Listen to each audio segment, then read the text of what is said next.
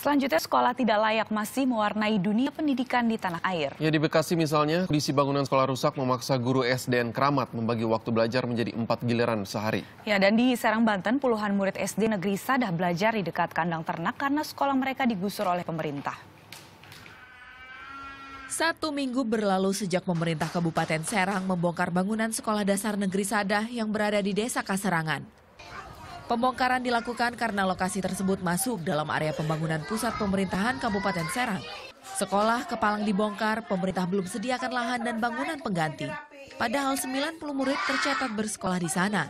Akhirnya, para murid terpaksa menumpang ke sebuah madrasah yang lokasinya tidak jauh dari lokasi mereka. Namun bangunan Madrasah Hidayatul Mustafid yang mereka gunakan hanya memiliki 2 ruang kelas. Bersama sejumlah warga, pihak sekolah terpaksa membangun 2 ruang kelas yang kondisinya jauh dari layak. Bangunannya berdinding triplek, atapnya pun belum terpasang lengkap. Tak cuma harus menahan terik matahari, para murid juga sulit berkonsentrasi lantaran bau tak sedap. Lokasi mereka belajar tak jauh dari kandang ternak. Panas. Terus bau tai kebo. Memang sekolah yang lama kenapa? Mau digosor. Sementara itu, pihak sekolah belum tahu sampai kapan puluhan siswanya harus bertahan dengan kondisi memprihatinkan. Ini kehendak masyarakat, ya.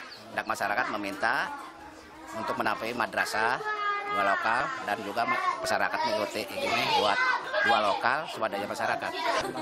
Pihak Dinas Pendidikan Kabupaten Serang mengaku keliru lantaran tidak menyediakan bangunan pengganti setelah sekolah yang lama digusur untuk kepentingan pembangunan pusat pemerintahan Kabupaten Serang.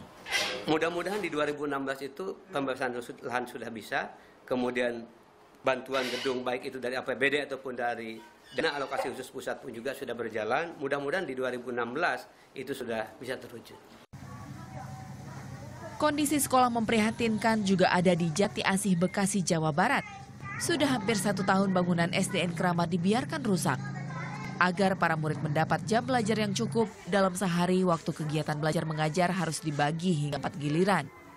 Jam belajarnya ya terganggu, jadinya kita sampai 3 shift, sampai 4 shift ada. Jadi kita kan ada 11 rombongan belajar. Jadi dari jam 7 mulainya Pak. Jadi nanti paling dia dapat 3 jam.